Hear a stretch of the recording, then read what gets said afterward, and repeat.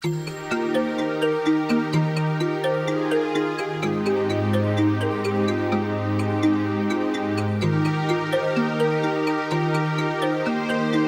Espírita Casa do Caminho, Sociedade de Amparo Fraterno Casa do Caminho, que é essa frater, na realidade eles constituem, eles formam duas faces de uma mesma moeda. A Casa do Caminho cuida da assistência espiritual do grupo e essa frater cuida da assistência social ou da promoção social do grupo. Ambas as entidades funcionam na prática como se fossem apenas uma entidade e elas vêm se desenvolvendo aí simultaneamente ao longo desses 45 anos. Inicialmente, a Casa do Caminho, ela iniciou do Evangelho no Lar, da casa da Dona Regina. Dona Regina, uma médium excepcional, principal médium do Colégio de Médiuns da Federação Espírita. Os evangelhos na Casa da Regina eram sempre orientados pelo plano espiritual. E era maravilhoso, porque tinha muitas surpresas, muitas coisas boas para a gente assimilar, né? E foi muito importante isso tudo.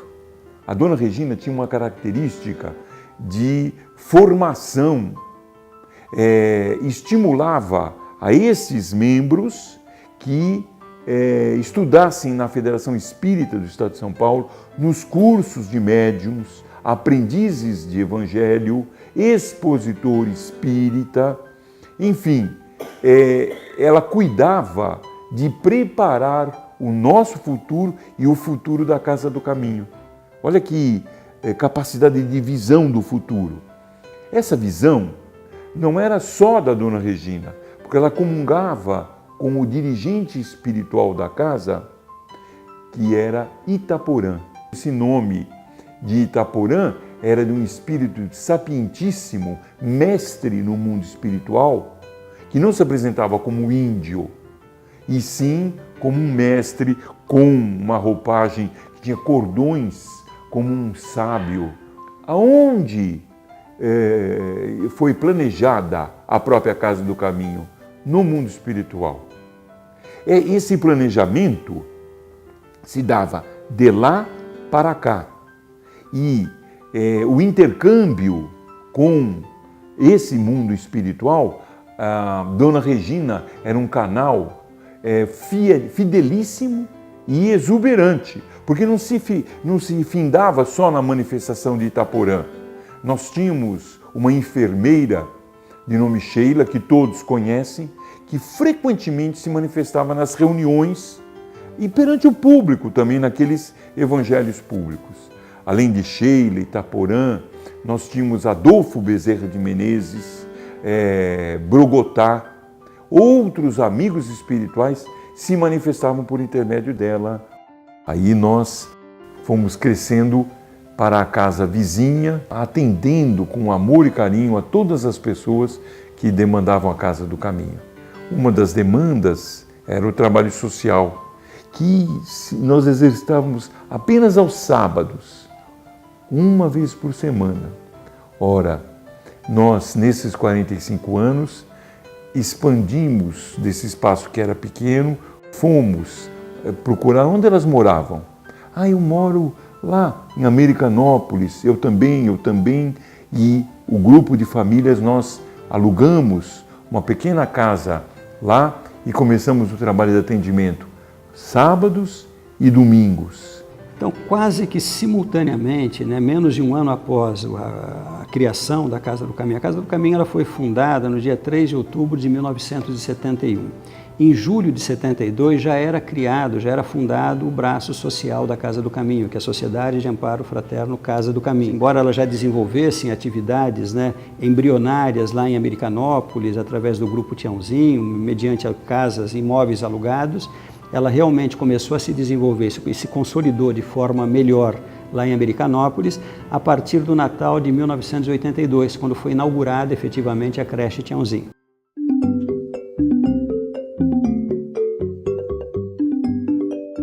E aqui a gente desenvolve um trabalho com as crianças, junto com as famílias. Quando a criança chega, que ele vem fazer a matrícula, a gente realiza uma sondagem com a família para a gente entender um pouquinho de como a criança é em casa e a partir disso a gente elabora o nosso projeto político-pedagógico. Na creche Tiãozinho, a metodologia de ensino é o construtivismo, que a criança ela aprende a partir da experiência, ele vivencia. A gente tem a linguagem oral que a gente desenvolve através de roda de conversa, a gente ensina o nome das crianças, a gente inicia o gosto pela leitura. Quando a gente faz as atividades que a gente escuta o que a criança diz, eles acabam trazendo casos para a gente, vivências da casa dele, onde a gente procura resolver, solucionar, amparar essas crianças. Aqui na creche Tiãozinho, a escuta da criança ela é muito importante para a gente. Aproximadamente aqui é servida 800 refeições só para as crianças por dia. Contando com os adultos, são mais de 1000 refeições por dia.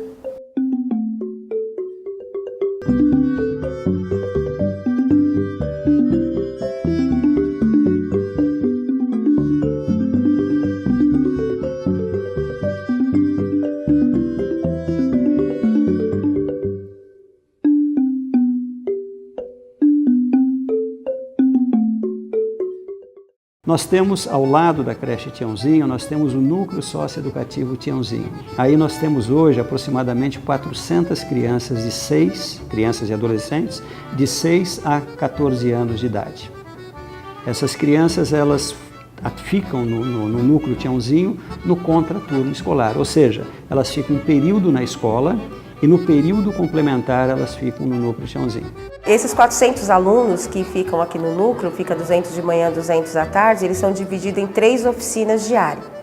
Eles participam de todas as oficinas. A gente faz uma grade de atividades para que eles possam participar de todas as atividades. Nessas oficinas, algumas delas, a gente tem alguns campeonatos, geralmente no final do ano, durante o ano todo. Os nossos alunos adoram porque eles percebem que, mesmo eles sendo de classe social mais baixa, eles podem se capacitar do mesmo jeito e eles podem competir com esses alunos igual por igual. Desde a criança de 6 anos, como a de 14, ele participa da robótica, segunda-feira pode ser que ele vá para a informática, para o esporte, ou ele faz habilidades para a vida, que é o nosso programa principal. Esse programa veio implantado aqui para a gente trabalhar a autoestima da criança, para que ela possa ter na vida, quando ela se tornar adolescente, adulto, ele possa dizer não quando vier as várias dificuldades que vêm acontecer, principalmente de droga, de álcool, que provavelmente vai aparecer na vida dele, e ele poder ter aquela segurança de dizer eu não quero, isso eu não quero para mim. Nós servimos aqui para as crianças 3 refeições por dia. Eles comem muito bem, gostam muito da comida aqui, dão até opinião no cardápio, às vezes eles falam assim, podia fazer mais isso ou mais aquilo. Então, e a gente está sempre atentos assim, ao que eles falam, que o objetivo da gente é estar aqui para atendê-los da melhor forma possível que a gente puder.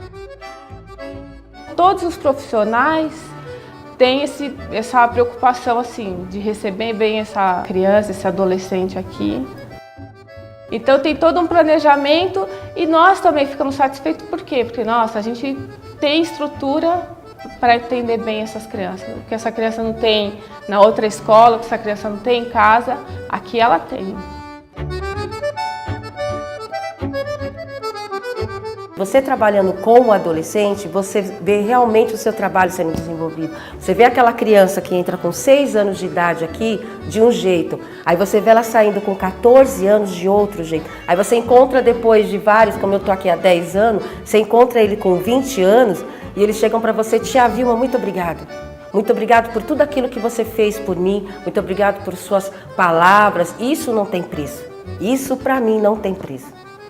Meus filhos também ficaram aqui. Meu filho vai fazer faculdade de robótica, exatamente porque participou da robótica aqui. A minha filha também gosta de dança, porque participou do balé aqui. E fazer a diferença, eu acho que é o nosso foco principal. É fazer a diferença aqui em Americanópolis e fazer a diferença na vida de cada uma das nossas crianças.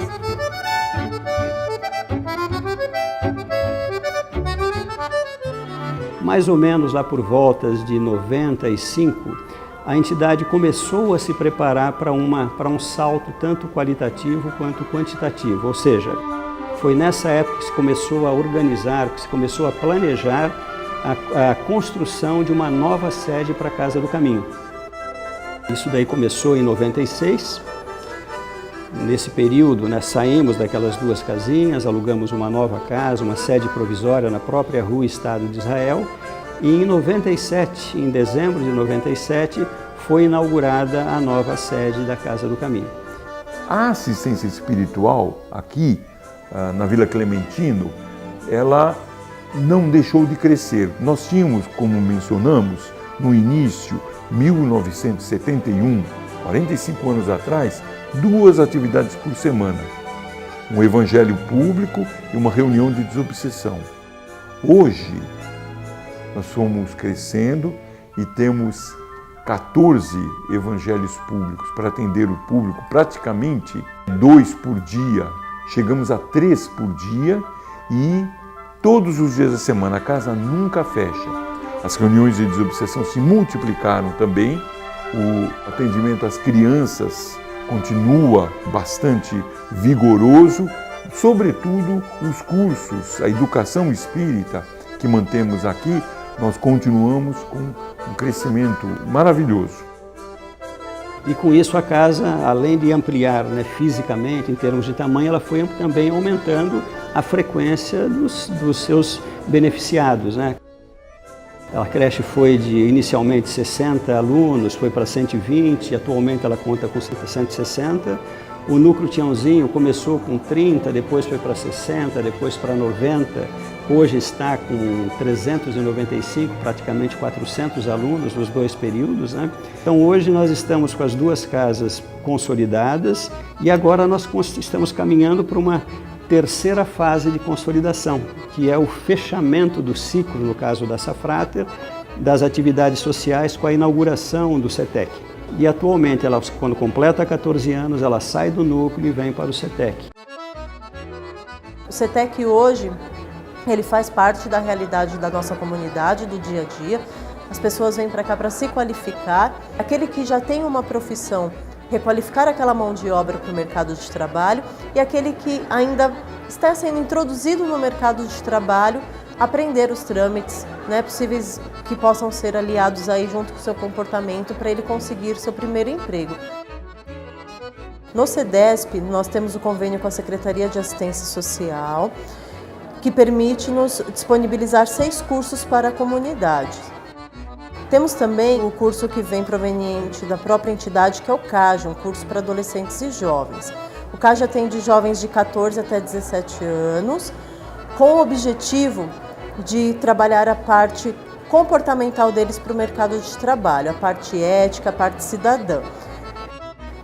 Nós temos também, aos finais de semana, aos sábados, ocorrem outros cursos que nós chamamos de cursos livres. Cursos esses da própria instituição, geralmente tocado por voluntários da Safrater.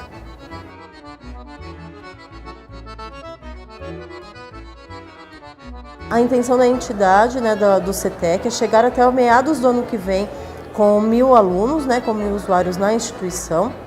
Ao abrirmos a unidade no período noturno, a intenção é que cheguemos a atender 1.500 pessoas diariamente na instituição.